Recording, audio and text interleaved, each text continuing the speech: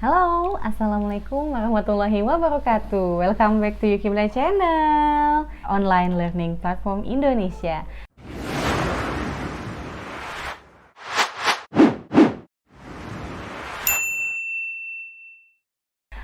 Alhamdulillah hari ini kita berjumpa lagi, ketemu lagi. Meskipun lewat live, mudah-mudahan tetap dapat dong ya ilmunya yang bisa diaplikasikan oleh teman-teman semua. Kali ini kita akan membahas mengenai learning from home, yaitu peran orang tua, memaksimalkan peran orang tua di masa pandemi ini nih. Gimana nih caranya kita akhirnya memaksimalkan peran orang tua? Karena memang faktanya, temuan lagi. Faktanya luar biasa sekali ya, karena udah 4 bulan ya Bu ya, bersama. Nanti kita akan bahas dengan Bu Dini, kayak gimana sih ini fakta-faktanya yang menarik dan bagaimana cara menyikapinya. Nah, Bu Dini, kan sekarang udah hampir 4 bulan, lebih nggak sih? Udah 4 bulan di rumah, sudah bagi rapot loh, udah dapet hasil dari yang diajarkan orang tua. Nah, gimana tuh ya rapotnya kira-kira? Gimana sih Adek? Udah dilihat naik apa turun? Biasanya gimana tuh? Ada yang nambah apa kayak kok nilainya segini aja gitu? Atau mungkin ada drama-drama yang lain gitu ya? Ini nilainya dinaik-naikin aja semuanya deh. Pokoknya bagus gitu. Yang penting nggak stres gitu ya. Dan ini ada sambungannya. Sebenarnya pembahasan ini adalah pembahasan lanjutan dari tema kita kemarin mengenai adab kepada guru.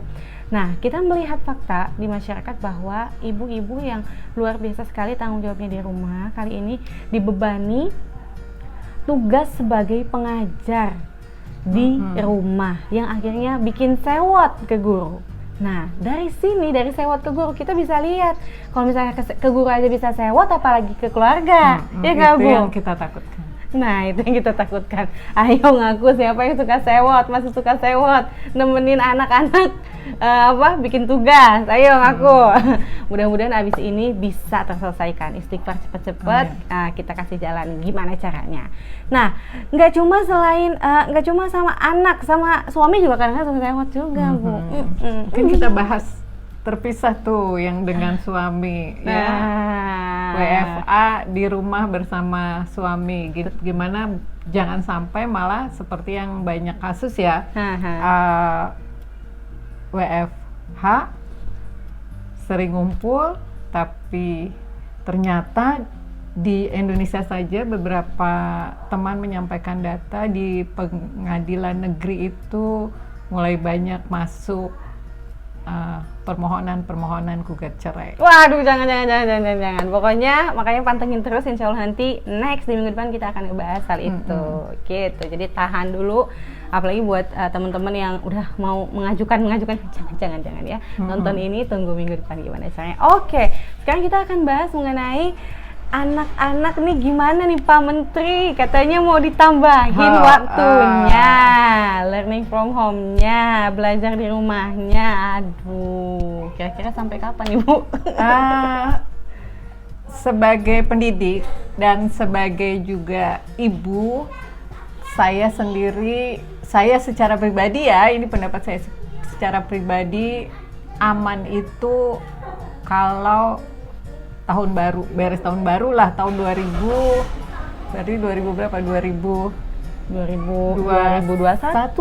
baru mulai lagi. Iya. Itu kayak lama sekali. Ya ampun.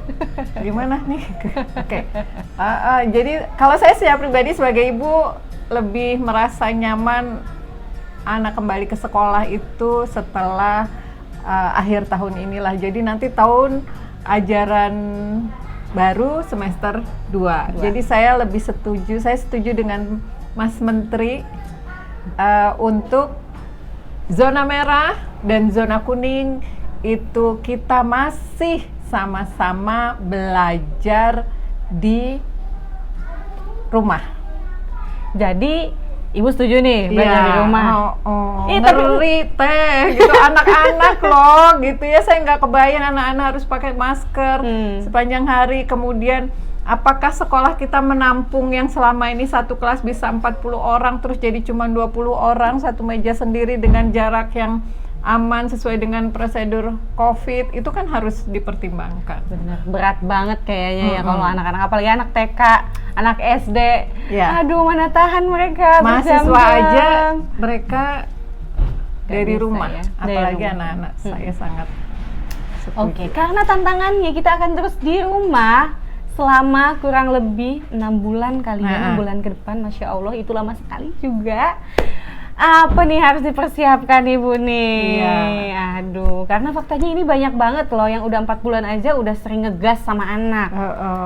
Aduh, ini ibu tuh harusnya kayak gimana sih gitu loh? Iya, begini Teh. Memang sih ya, para ibu kita ini ayah dan ibu di rumah yang dituntut dunia alam ini menuntut kita untuk menjadi pendidik langsung anak-anak kita. Tapi kalau saya sih ini ngambil hikmahnya ya Teh, memang inilah syariat Islam. Allah loh, Allah yang ngasih virus ya, Allah juga yang memberi banyak insight pada kita. Ya.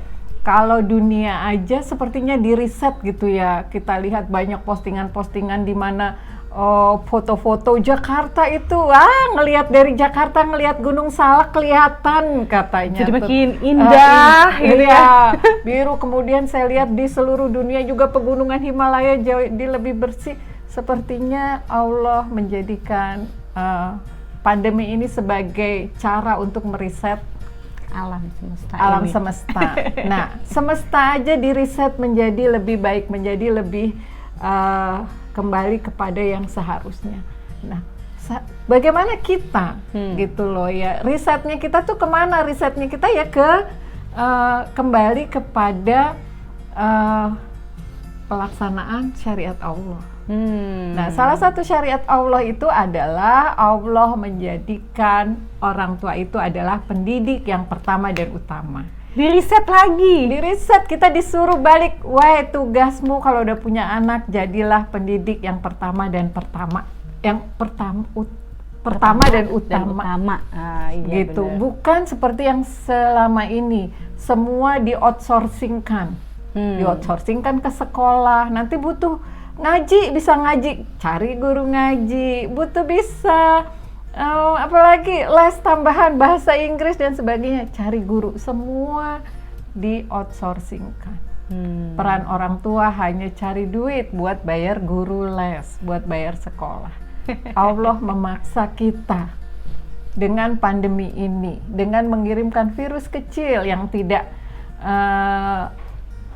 kasat mata, memaksa kita untuk melaksanakan kembali tugas pertama dan utama kita sebagai orang tua. Nah, pertanyaannya, bumi aja jadi lebih baik, lebih indah. Kita nih mau setelah pandemi ini jadi orang tua yang lebih indah, lebih baik buat anak-anak kita, atau sama seperti dulu? Malah mau lebih parah. Lebih parah. Jangan. Gitu Iya. ya.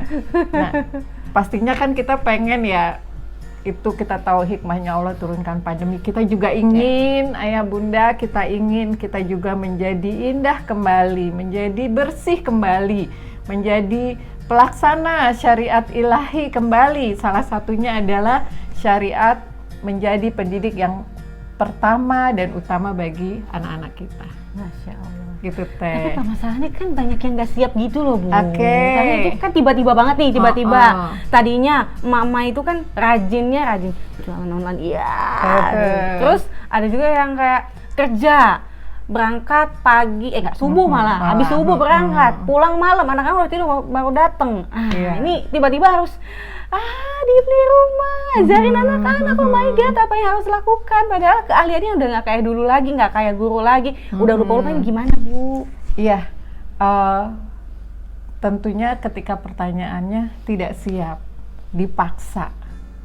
Nah, kalau menghadapi kondisi seperti itu, tugas kita adalah apakah kita mau menyerah atau kita mau survive. Karena hidup ini adalah pilihan. Apapun yang kita ambil, itu kelak kita pertanggungjawabkan di hadapan Allah. Udah ngeri nih kalau udah bahas Gitu gini. ya. Termasuk kita mau memilih menjadi orang tua yang menjalankan proses learning from home ini dengan baik atau malah menjadi seadanya atau malah menjadi memperparah kondisi pendidikan anak-anak. Itu pilihannya ada kita. Nah, saya sih maunya gitu, pastilah kita semua, saya sih maunya milih jadi orang tua yang bisa menjalankan fungsi itu dengan baik. Maka ketika kita memilih untuk menjalankan fungsi sebagai orang tua yang menjadi sekaligus guru di rumah buat anak-anak kita, sedangkan kita tidak siap, maka tugas kita adalah mempersiapkan diri.